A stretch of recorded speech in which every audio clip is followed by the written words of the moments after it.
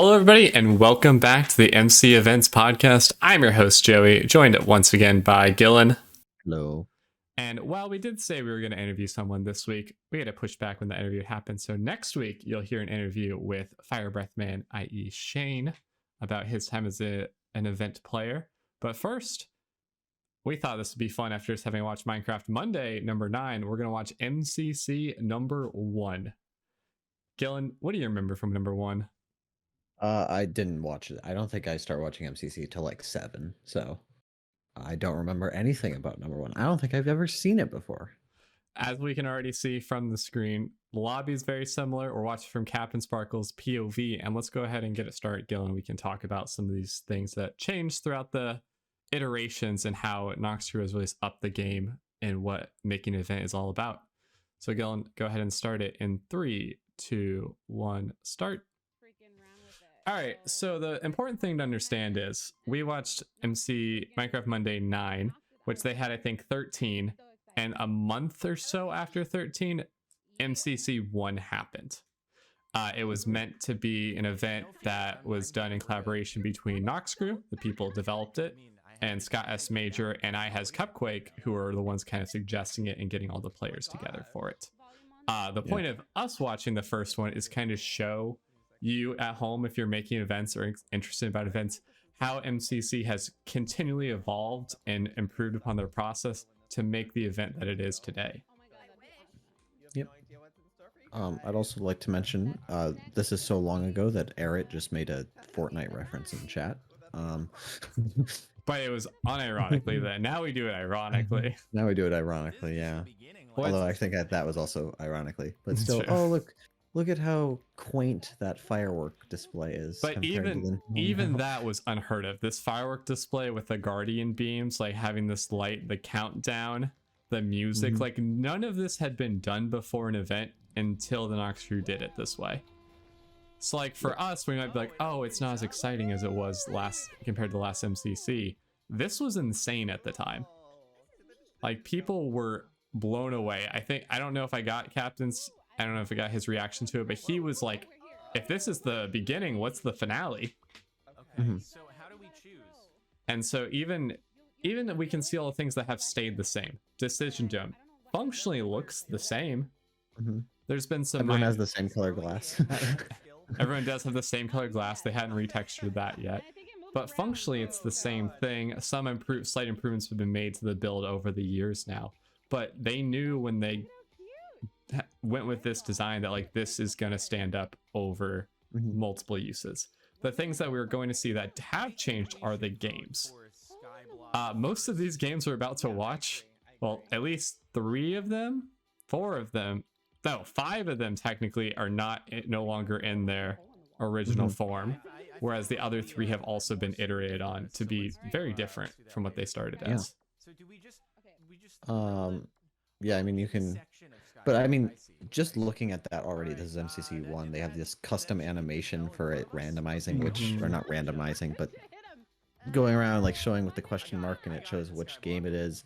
You can already see like the chickens are glowing with the team color. There's all these little details that are already like kind of showing what MCC is building up to be as like a very meticulously planned out event and purposely like designed in a way that also like the team over there who just put their chickens in their own yeah, people do that nowadays too, but yes, it was very planned and polished from the get-go, where all these little details the Noxtrue thought about and decided, oh, what makes sense to do to add to the player experience.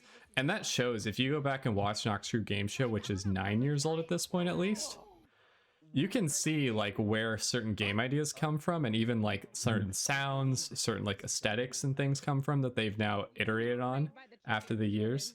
And so it's easy to see like how they're able to build on that.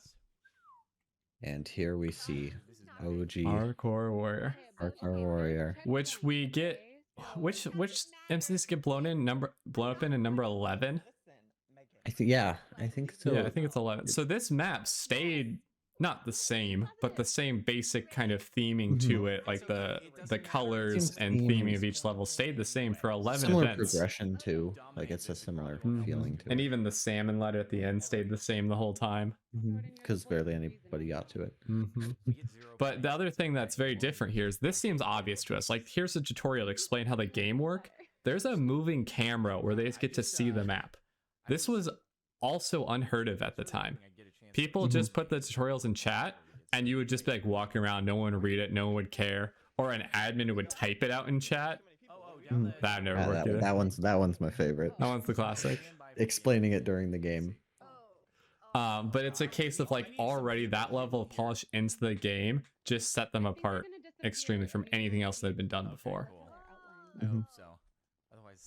And so even though as we like go through this, Gil and I are also going to give some critiques like, oh, why like this niche could have been better and they've now since made it better. It's just to acknowledge that like this was a ton of work to get to this point. Noxtree blew all the water, but they're like, we can do better. And so we're going to point out those same things that then they notice that are like, oh, we can improve on this. Oh yeah, definitely. Because we talk about a lot the idea that like taking your time is very important and not just rushing to the end, because that's how you end up with stuff that breaks all the time. But I think it's also important to know that you don't have to make it perfect the first time either. Like if you make MCC1, as we're going to see, it works. It works as an event. People have a fun time. People wanted to come back. Yes.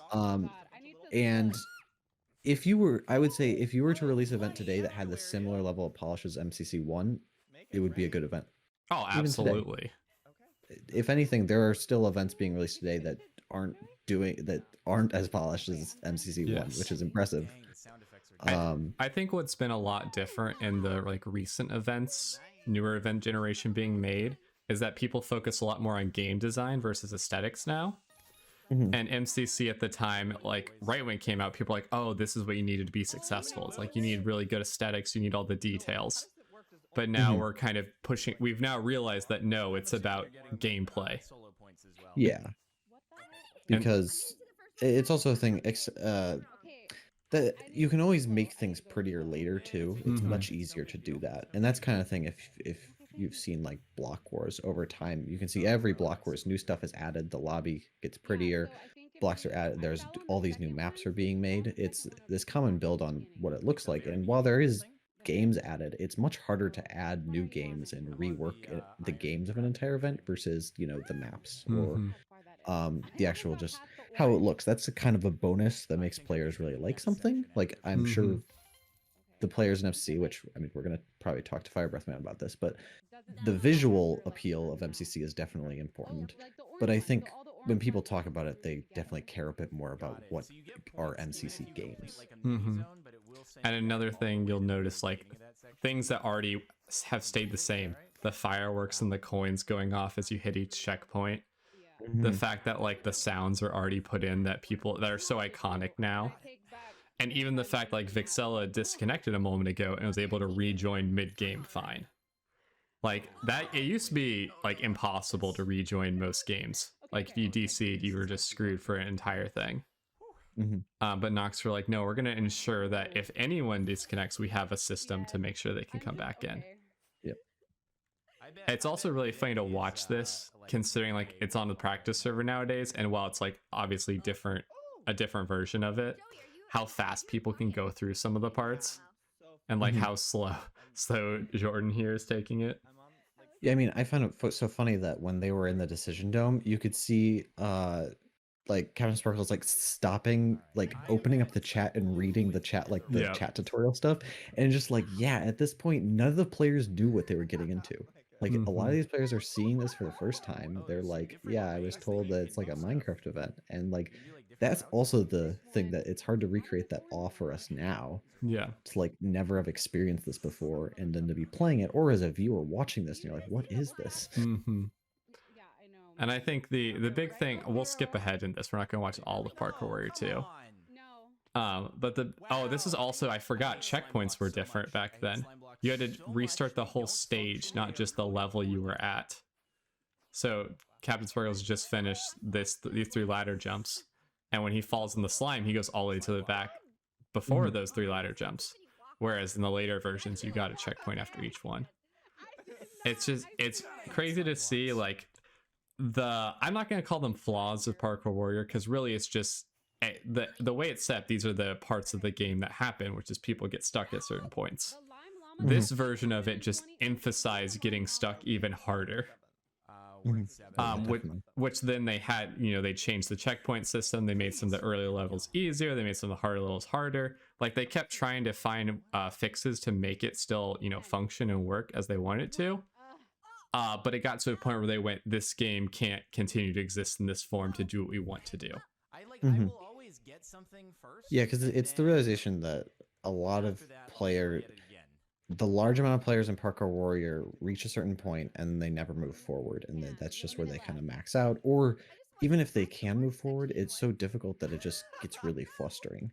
And that was the whole idea when the new version of Parkour Warrior is the idea of like, what if you just give people different paths that are much easier in a way that players never feel like they're stuck in one spot. They can always move forward, but you still want to reward players who are good at parkour, so you make harder paths that they can take, that they know they can complete to get more points. And that's a great example of like good game design, like changing, like realizing there's a problem. Like Noxcrew realized there's a problem, they got rid of it for a while, and when they got rid of it, they were working out a solution. Because it wasn't like they were like, oh well, we're just gonna get rid of Parkour Warrior, and then later they're like, oh, we can add it back. Like they most likely thought, okay, we're gonna get rid of it and we're gonna figure out a way to bring it back later. I think I recall in an admin stream, I don't know when it would have been, if it was after Parkour Warrior was blown up or before, but like within Noxcrew, there were many internal debates of people who love Parkour Warrior or people who did not love Parkour Warrior. And so even internally, they were trying to figure out like what is the best approach for this game. And I think they finally settled on something that satisfies all the people who get to play the game. But the thing you'll notice immediately of why this game didn't work at first, needed some adjustments, is if you look at, you saw it briefly on screen, Captain made it to stage 6. 2 of his teammates were only on stage 2 and one of them was on stage 1. So they were for 10 minutes at those same levels, not having a great time. And then it's crazy to me, this is foot race, this is not ace race, this is foot race, if you remember. Didn't have any of the fancy stuff, it was just running. But this is functionally the same map that they used for ace race in a much later event. Like Noxcrew's builds have already been good enough. Yeah. Noxcrew's builds were already good enough at the beginning. It was just kind of streamlining game design and streamlining some of the other aesthetic things to make it feel more unique and polished. Oh, I forgot punching was on. And people are playing it like it's not a racing game because there aren't. At the time of other events going on, there weren't like punching games like this. There weren't punching racing games like this. Like there'd be kind of parkour stuff like the speed parkour we saw in Minecraft Monday, or like the escape from lava parkour. But there wasn't this like race style map of just running along a course. I do actually have a question, because I don't know, did they ever remove punching from foot race, or was it always there in foot race? I think it is in the whole time, yes. But foot race is only in through MCC 5 or 6. So it didn't happen that long. And I think what ends up happening is there's a lot of punching at the beginning, and then there's some strategic punching later on. But people mostly just get separated enough from each other they stop doing it. Pete also finished first place in foot race every single time it was played, because he's that good. I'm with you guys now. But like, notice the other things that are also already here. Like the map, obviously great. There's already the countdown, the timer on the side saying what placement you're in, which I think is a little broken. It looks like. Yeah, it's a bit weird, and I think it's probably just, I don't know if it's because it's different from the one they have in Ace Race, or if just Ace Race it seems like it works better because everyone's moving faster. You can't tell. I'm guessing what happened is it's just cutting off the tens digit. He might, like, Captain might be in like 21st place, and so Wilbur's in 20th place. Oh yeah, wait, what's happening there? I think it's just cutting off the tens place. Yeah. Yeah, it is actually working. It's working just fine. But oh, never mind. Yeah, it's working just fine. But I will say, it's what is impressive is the time difference stuff. Yes.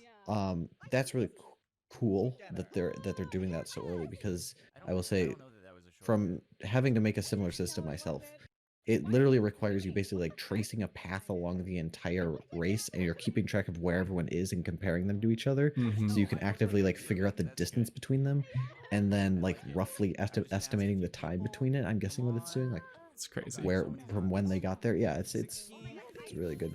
But yeah, I mean, we can already see right now, like this We game skipped has past it pretty quick. flaws. That game had flaws. I found those zombies just felt very odd to have there in general.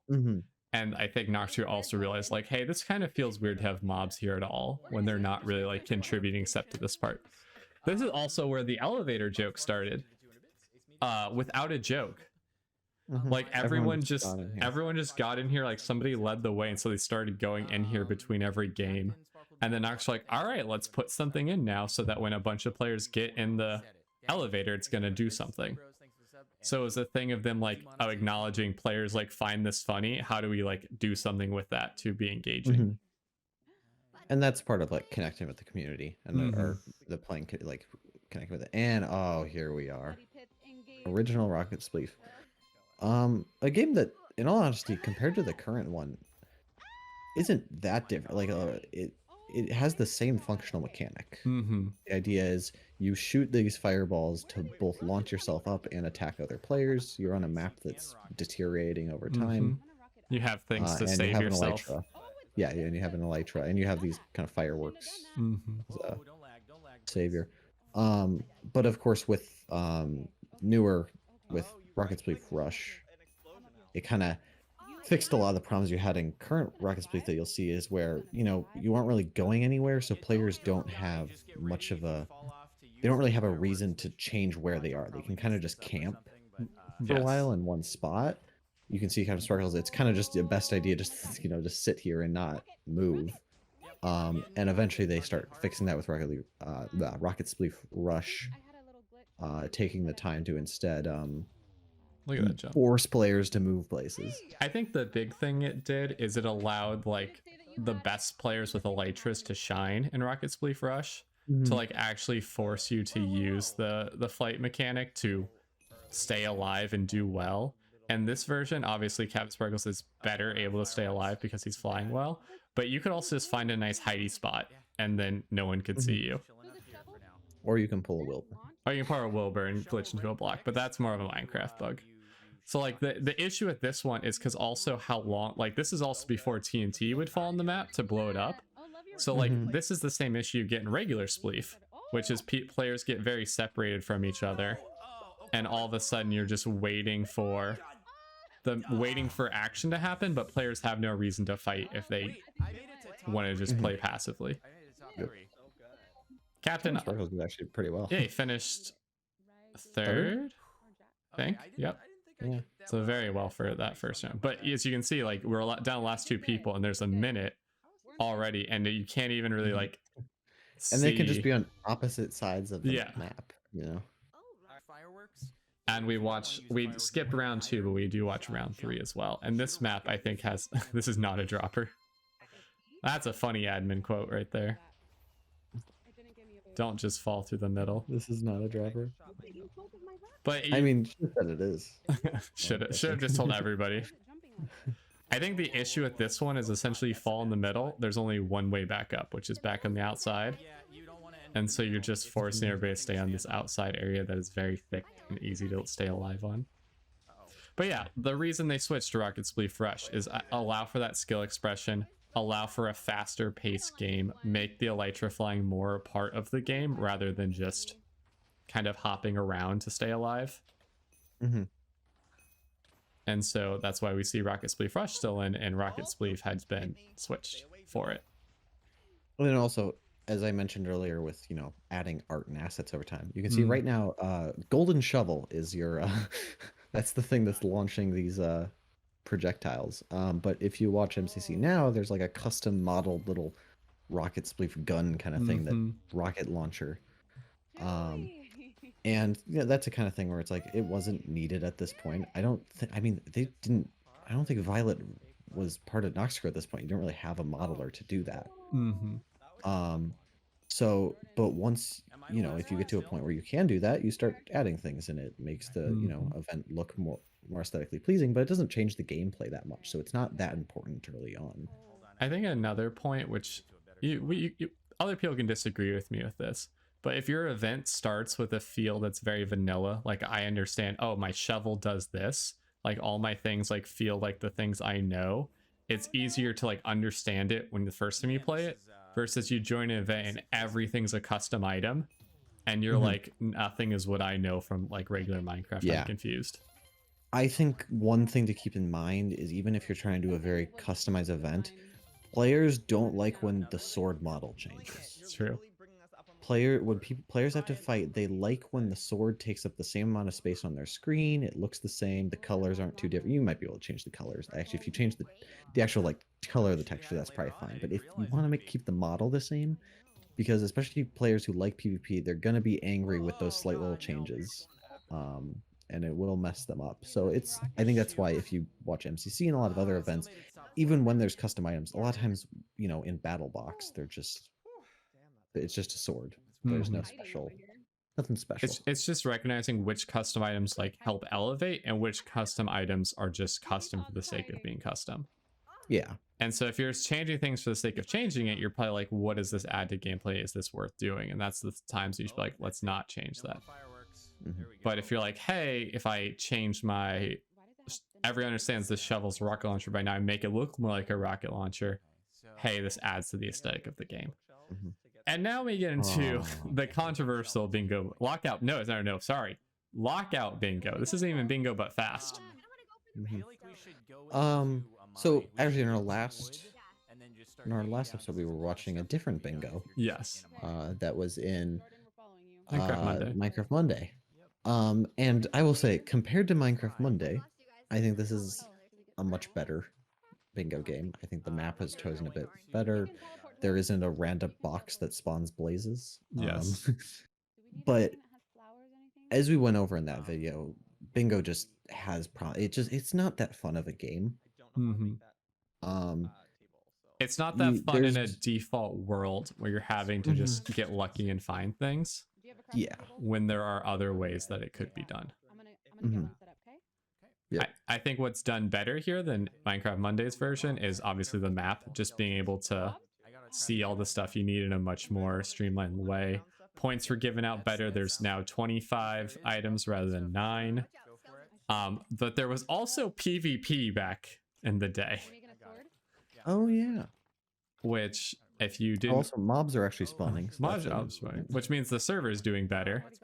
But that was also right next to spawn, so they could have just been there because I think shortly into it, Captain Sparkles realized he can put it in his offhand and then you can see it the whole time, which I think is just a great system. He also could kill Michael right there if he realized PvP was on, but I don't think everyone realized it in the first. I don't think everyone realized that was the case at the beginning until Techno and MCC 2 realized PvP is on and massacred like 9 people. And it was a very winning strategy. I also find it funny that we play bingo. That's hilarious. They broke it. Captain did it. Crafting time. It's funny that we call it bingo, but like getting a bingo, getting a line or a column or a row or diagonal doesn't mean anything. We just call it that. Important, yeah. I would more of a Pokedex. Yes, because I also don't think you could actually play a real bingo with 10 teams. I guess you could do it like each team who finishes a bingo 5 in a row. They did advancement bingo on Twitch Rivals back in the day. And in that case, I remember speedrunning it. But I think the issue with that is you're then teams who pick the best strategy of which to go for might just win immediately. And it's really hard to in like 30 seconds decide which one to do, and it's not really the most balanced way to do it. Yeah, so it just kind of makes sense that here's a bunch of items to aim for, just try to get some of them. I think that works pretty well. But I mean, as we've mentioned in the last video, one way to make bingo more interesting might be to, instead of having a vanilla map, maybe try to find some city or build a city map or something with, you know, special items hidden around places. or some other. combination of like the grid runner's room where you're trying to find the items in the place so you can break everything though, and like a more in-depth world to explore, so then have to actually craft things as well and have to search out and explore, and don't have things just like hidden arbitrarily, hide them in places or put them in places that like matches where it should be. But understandably that can be very difficult. Yes, that's a lot more building required. And also it's a kind of thing where if you're running multiple events, you might have to change it between each one, or players are just going to figure stuff out. So it might be something where like if you're planning on running a one-time bingo event, and maybe you can try to make a few maps and there's a few rounds of it with the team and it's on a different map each time or something like that. There you go. There's an event idea. What's also funny here with this bingo version is Noxtree were deliberate with some of the items they put in, like the loom, something most players didn't craft at the time. This is back before all the like SMPs really took off again. There were still SMPs, but they weren't the kind of like late stage survival other than Hermitcraft happening. And so you have teams like be like, I don't know how to craft loom. I don't know how to craft I'm trying to call it a grinder, but it's not a grinder. I can't. Stonecutter? Stonecutter, yes. Or like they put in items like that. Cartography table? Cartography table. Like they get them with a bunch of these items that people just didn't know how to craft back then. And so it was really funny that Noxtree were kind of like led to so many people actually knowing these recipes. Because not only would the players finally learn it from playing the event, but their viewers would also be like, this is the recipe, I looked it up for you. And so it's funny that they had they were part of of telling people what certain crafting recipes are that no one ever remembered. Smithing table as well. Get the diamonds, Captain. You can make a jukebox. Crafting diamonds. Craft those diamonds. Dig it. He'd be the only team. I don't think I can do it. Baby zombie. Too many zombies. Wasn't Felza. Oh, the worst. Oh my god. Why are the diamonds there? I don't know why he runs away. He doesn't have the time. He needed to craft it. Or they also had you could teleport to your teammate. Somebody should have teleported to him and then made the jukebox. It's so sad. But yeah, there's reasons why Lockout Bingo was replaced then by Bingo But Fast, which then was replaced by any other grid runners essentially in a way. And I think it's a case of right now, the best ways of doing bingo are just more work than they are worth when there are better ways to do games. Yeah. And Noxtree, not saying they agree with us, but they seem to have agreed with us by what they have chosen to put in their event. And now we're on to a game that really also hasn't changed. Hasn't changed a lot. But yeah, I mean, that's the similar map size. Yeah. The walls are the same. The only thing that I know for a fact there's still Captain. So many people struggled because also the walls were bouncier than people thought. Like you feel like you could just like run into it and you'd be fine, but when you get hit by it, it really pushes you. The only thing that gets changed is the difficulty. The map stays the same. Its decay stays the same. They do come in with some new versions of the decay later. They bring in psych walls and they up the speed. But the game has essentially stayed the exact same. Yeah. And I mean, like, if you go on MCC, like on MCC Island, which I mean, you can't right now. It's as we're recording this, but and you play that version, like the version that's on Island, which is a bit more complicated because they have like little things in there. It is pretty much similar to this too. Like a lot of it hasn't changed because I think when it comes down to it, Hole in the Wall is just like a game that has it's based around a really fun mechanic. It's a really cool idea.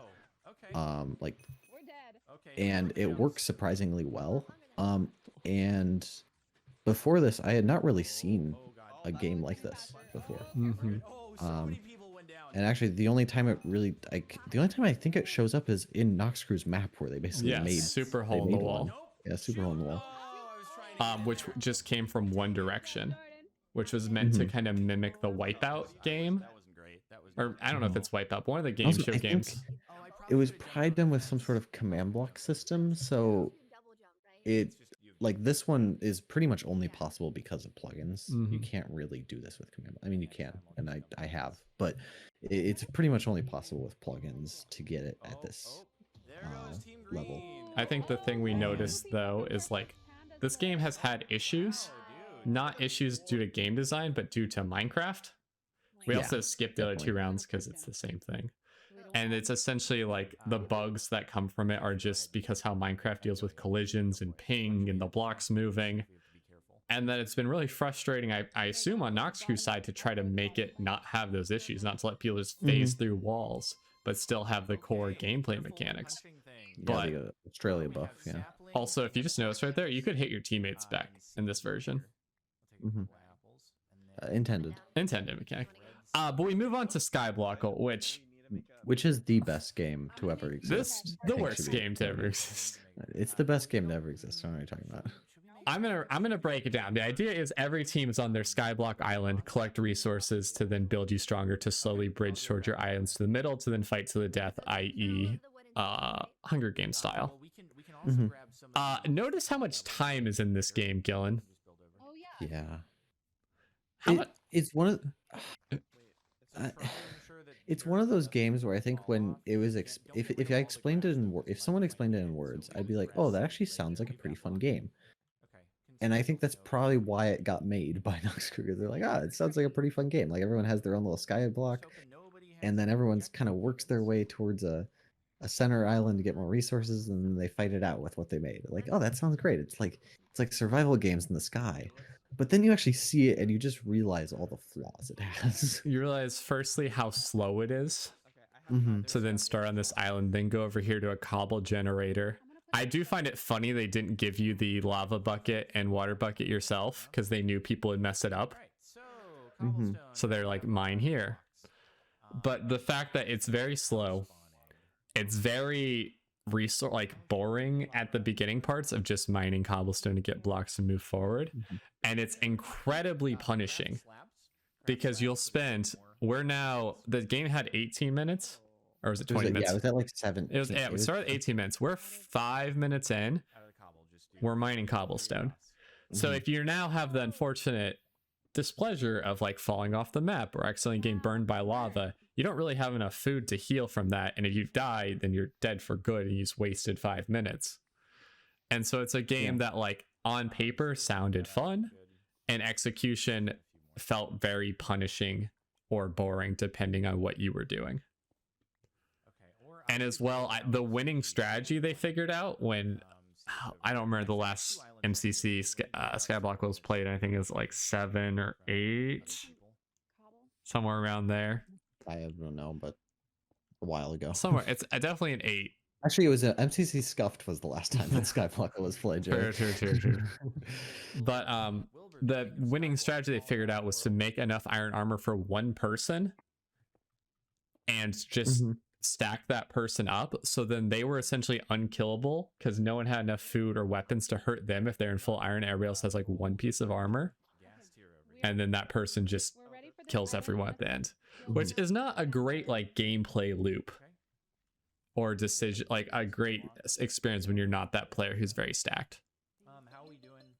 That is not to say though that Skyblock didn't have fun moments. MCC4, the Sleepy Boys domination of it was obviously very fun. Even though Wilbur died immediately bridging, he was then the shot caller for them from the beyond the grave, and they had enough gear between them to just dominate the center island and just fight everybody. But you see this now, we're 9 minutes into the game. There's been no contact between teams. And also look at Jordan's inventory. Yeah, it's stressful to have that many items. This is also back in the version where if you got disconnected, you would die immediately. Noxcrew later comes up with a system to fix that. But there's essentially, I think there's only like 10 kills total in this first Skyblock. Everyone else just dies to the border. I do have one question. When Sky Battle was added, which you could argue is probably the successor. the successor to this game. were Skyblockle and Sky Battle ever in the same event? No, they or were was not. Okay, so Sky Battle was kind of the fix, so we can Yes. consider that the kind of fix, the patch for Skyblockle. Because I think what Sky Battle figured out is that this idea of people in the sky making their way towards the center island and fighting is very fun. Like they're using gold blocks to. Well, the other bridge. issue is they couldn't estimate how many blocks they needed. So they had to just kind of guess, and I think 2 of their teammates died in the void, so they lost all their blocks. So now you're like, we're down half the blocks we needed to get here. We can break some of these, but this still isn't enough, and the border's closing in. It was a game that, in the premise, could be fun, had ideas for it, but they went, what is fun about this game? They realized, oh, it's like fighting above the void, being very very dynamic, having a lot of options of where you can build and fight, and giving different ways to fight. They went, all right, let's make Sky Battle, which I think we can all agree was an incredible change or iteration on. Another teammate down. All of yeah.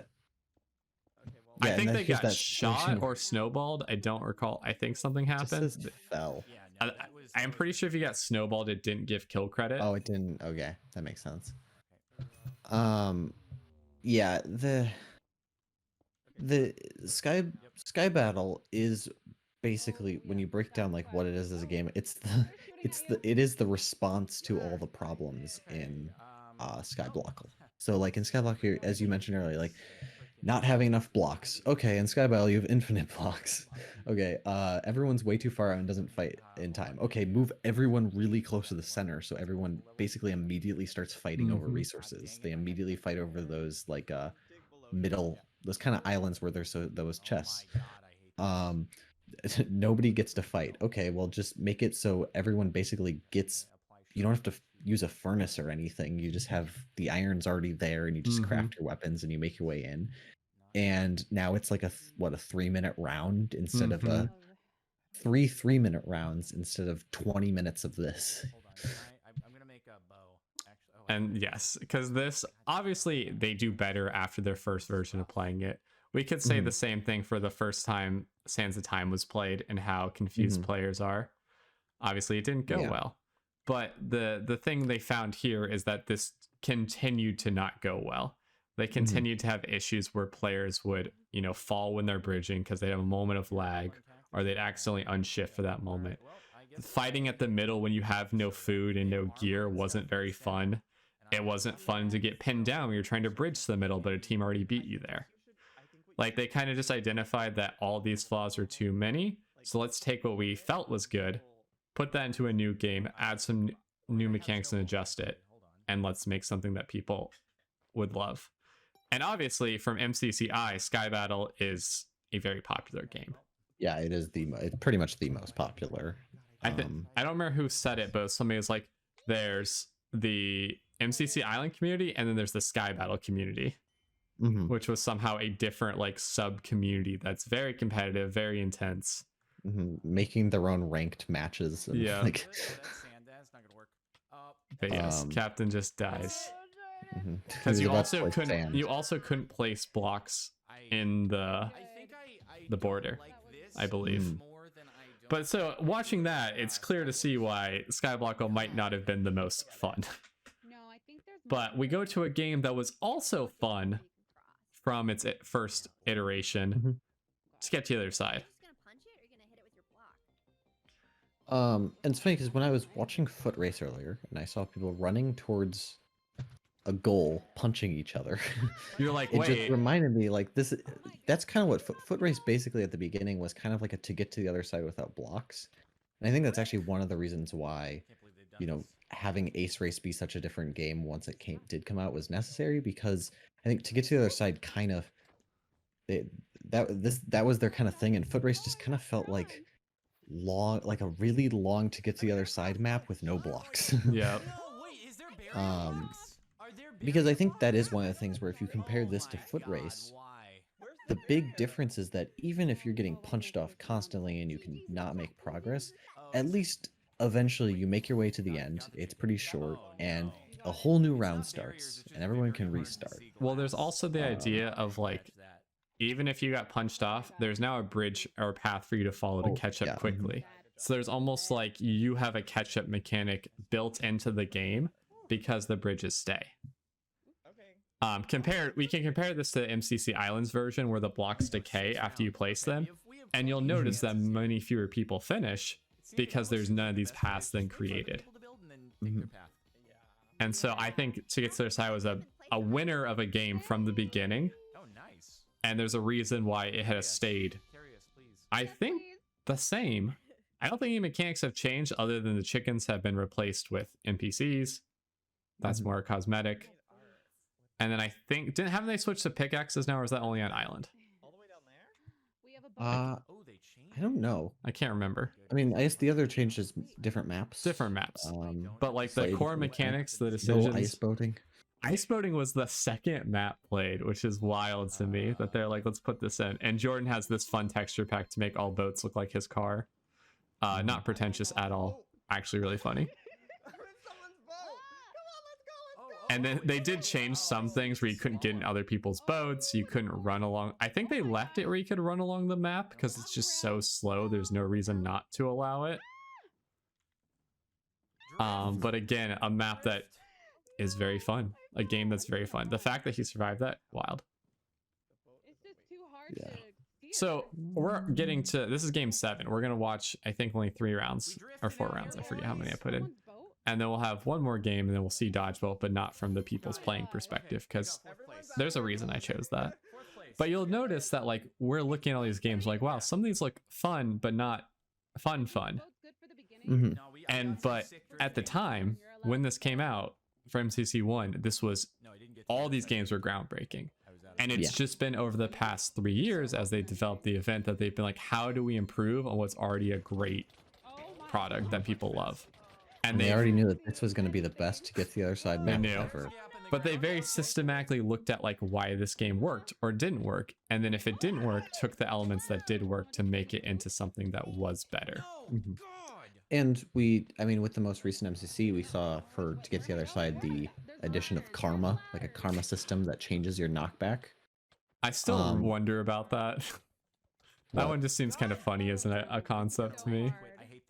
I hate this game What? so much. It just seems kind of funny as a concept to me to have a karma system in just one game. In just what? Yeah. Oh yeah, just one. Yeah. Okay. And Because does it goes between rounds, right? it does, doesn't yeah, it goes just- between rounds. Yeah. Okay. But like So I'm it is thinking, just like- back in the day, if you played things like Trouble in Terrorist Town and Gary's Mod, which was like the classic like Among Us style thing, like murder mystery thing, like murder, solving a murder, solving the murders. There was a karma system on most servers so that people couldn't just randomly shoot people and make you do less damage if you had worse karma. And it's just a thing that would carry on whenever you were on that server. Your karma would always be the same. It would slowly decrease or increase back to positive as you played, or if you weren't on for a bit, I think. But it's just funny to me that they'd bring in a karma system for only one game. And I guess you can't really throw people off in other games in the same way like you're meant to do in other games. Yeah. But it's just funny that this would only be in To Get to Their Side and nothing else. But I brought it up as an example because it's a situation where even that was 31, so that was Yes. MCC 31, like 31 games later, still updates are being made to try to, is that like, I guess, fix problems. I wouldn't say the punching it isn't really fixing a problem, but it's like mediating a They're trying to incentivize a certain kind of gameplay and not have just tons of punching be a thing you should go for. And one thing I do find interesting is they kind of mentioned that they're thinking of adding it to Island eventually, possibly having The karma karma system on it. And I would actually argue that on Island it might be more important. Yes. Just because when there's random players, When you it can might be, when you can play the game, 10 times in an hour, so like 60 rounds, there's going to be many more times where somebody could get frustrated and start punching just a ton, or literally just trying to quote unquote grief the lobby.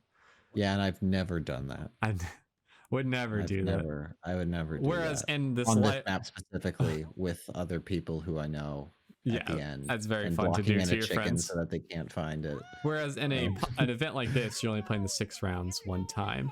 it's not as big of a deal. So it seems like the karma system would likely come to Island. And there's also the kind of like idea that everyone here is a content creator who recognize it, who is also trying to mostly be respectful to each other. And it isn't just like a random person who doesn't really have any connection to the other people they're playing with. Yes. So there's kind of a certain thing where in an event like this, if you're a jerk all the time, people are going to not like you as much. This is the case. I forget what game we have last. What game are we missing?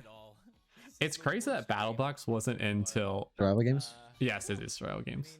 BattleBox was not in the first MCC. It was MCC 2. Yeah, and to me, that is like the MCC game. Mm-hmm. Like when I think of MCC, I think of BattleBox, just because it's a very simplistic but interesting game. But that was MCC 2, actually. 2 is the end. That's cool.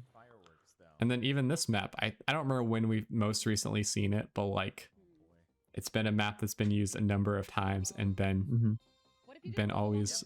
It's funny how maps get essentially like solved, quote unquote, where people find the fastest strat and then Nox goes, all right, we're gonna bring a new map in instead. So now you have to... I was like how very quickly some people ran forward and then figured out, wait a second, this is the strategy. This is the strategy. I think what's funny is people figure out the strategy. There's a certain height you're supposed to glide to, and then a certain island you're supposed to fly to, pillar up like 3 blocks there, and then fly to the finish. Whereas in the very first version, everyone just went up, and for better or for worse. But yeah, enough hard maps to the side for a moment. It's clear that obviously Nox Crew is the people like we all look up to in making events. Like they've done it the best and done it the best for the longest. But I think it's noticing that like they do this because they're very intentional with game design. They have a lot of experience in that realm, and they're always ensuring that like player experience is at the forefront. And so it's not being like, oh, they can do it, no one else could ever, you know, be as good or better. It's saying no, everyone has the capability, but obviously they have an advantage in experience and attempts in doing this, obviously infrastructure. But if you follow kind of the same ideas they do, you can also put on something that's incredibly fun and engaging. And then we get to my least favorite game, Gilan. Survival games, and this is before they made all the fixes. This is just vanilla survival games. No, doesn't make any sense, but vanilla survival games. And Wilbur is trying to curse. Yeah, I will say I like this map. I always kind of like this map. They used it later. They've like refurbished it. Refurbished the map. Yeah. Well, they used a different part of it, I think. Because the survival games maps they've used have been from their other like maps they've made for various like marketplace things or other stuff. And then they go, all right, let's take a piece of that, find a good starting center. All right, let's populate it with chests and such and turn it into a good survival games map. As always, I am biased against survival games because I think it is a fundamentally flawed game and a creator event, because every time a kill happens, you're removing somebody else from playing, and so they do not then get to play as much. Again, is the problem that Skyblockle had. Yes. And for Skyblockle, the solution was to change it into a different game that was much shorter and more PvP oriented, kind of a quicker paced game where you die and you're like, okay, it's fine, I'll play in the next round, or the game's gonna be over in 2 minutes anyway. But for survival games, it's kind of this issue where at the heart of the game, as we talked about when watching Minecraft Monday, the heart of the game is that feeling of this is my one like, life. This is my one life. Yeah, exactly. And when you take that away, it becomes a little. It changes the game. I wouldn't say it becomes less interesting, but it changes the feeling of the game. I mean, you'll see that if for Block Wars Battle, the idea is to have a shorter round instead of this kind of long-term thing. These shorter rounds, and it changes how people play the game. You won't see people running away as often. And then Captain Spark is blown up by his teammates TNT. I do think team damage then was shortly taken off, so you could not do this. As we saw, there was also team damage, friendly fire enabled in Skyblockle. So Nox Crew, I think, realized they're like, oh, we can't have friendly fire, and it leads to so many awkward moments. Yeah. Yeah, we didn't get last. But not in that one battle box where they blew up. Oh, that's funny moments.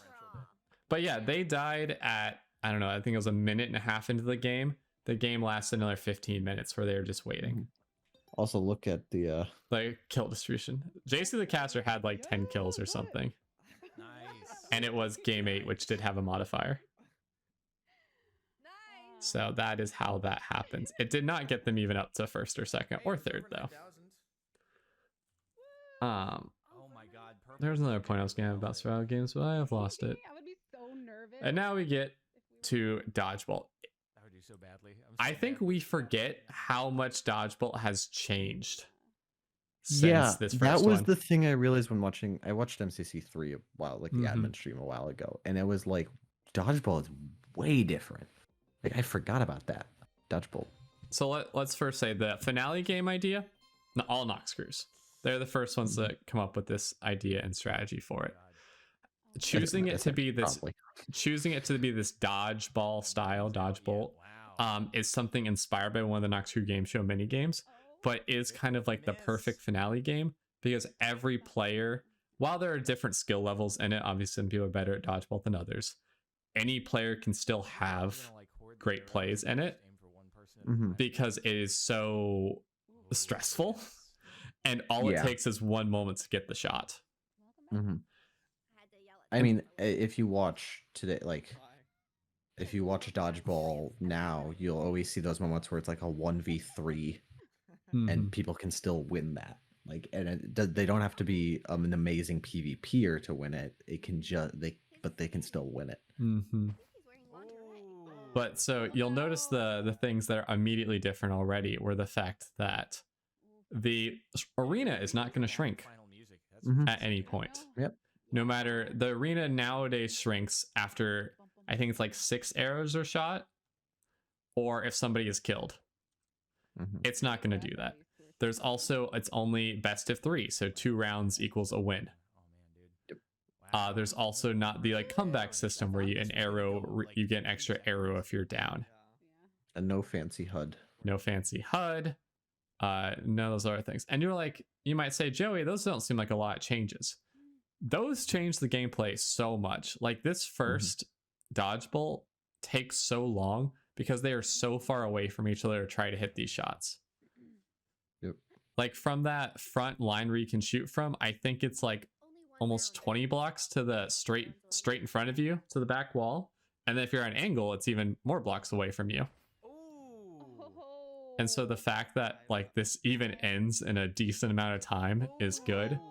And I think at MCC 2 it also didn't decay because it's the double shovel that happens that I do recall when I have edited that clip before that the map is still full size.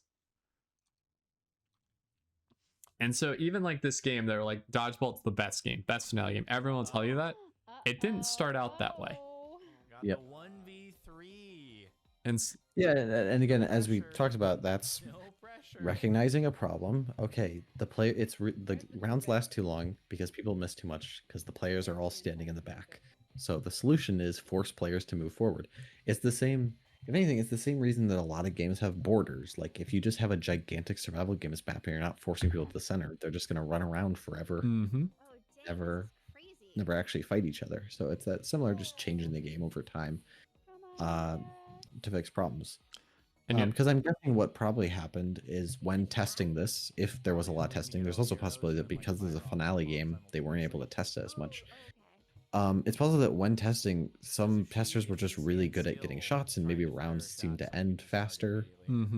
Or as I said, this was finalized later because it's the finale game and they never were able to fully test it. Or the issue, we cut to the end there, we'll also get the ending sequence, which is a thing not also seen before at events.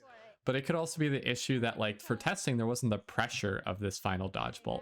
Whereas these content creators that are in front of viewers playing against their friends as well in a competitive setting, they feel a lot of pressure. And then here is this. We don't have the coin yet. We have a trophy. I want to go on stage. And we have our Wow, event we can over on countdown stage. going on, but they got the crowns, they have the spot for their screenshot. Yeah, everyone's trying to get up there. Everyone's trying to get up there, but they can't because they made it on purpose. I think there is a way to get up there that somebody does find though. Yeah, I think on the mountain in the back. Yeah, there's you a can then ramp. hop down. But like, it's a case like this is the same esque thing we've seen before, and so Noxtru has just continually like had such great ideas, execute them well, and then went, let's improve upon everything. Any final thoughts you have to say about it though, Gilan? Again, it's one of those things where, you know, it is very impressive what MCC was even that early on. But also comparing it to now, I think is a good way to show people that like your event doesn't have to be perfect when it comes out. It's not going to be perfect. I mean, not that MCC now is perfect, but there were flaws in this one at a game design level. I think trying to make sure that there's minimal bugs is always a good idea, but even if there's these small game flaws, just seeing how it plays out and thinking how can we fix this later is really important, because you can't fix everything in testing. As much as we talk about that you need to test, as you mentioned, testers don't always have the same pressure. They aren't always thinking the same way that streamers are. So really just running, if your plan is to have an event that's running, you know, once a month, once every other month or something like that, just reaching a point where it's really good and then just starting to run it is the best. That's the best testing, like actually once you're running the event. For sure. And as we said at the beginning of the podcast, we'll be interviewing Fire Breath Man next week. So if you have any questions for me, you can let us know. If not, we've got plenty to talk to him about. So we will see you all next time.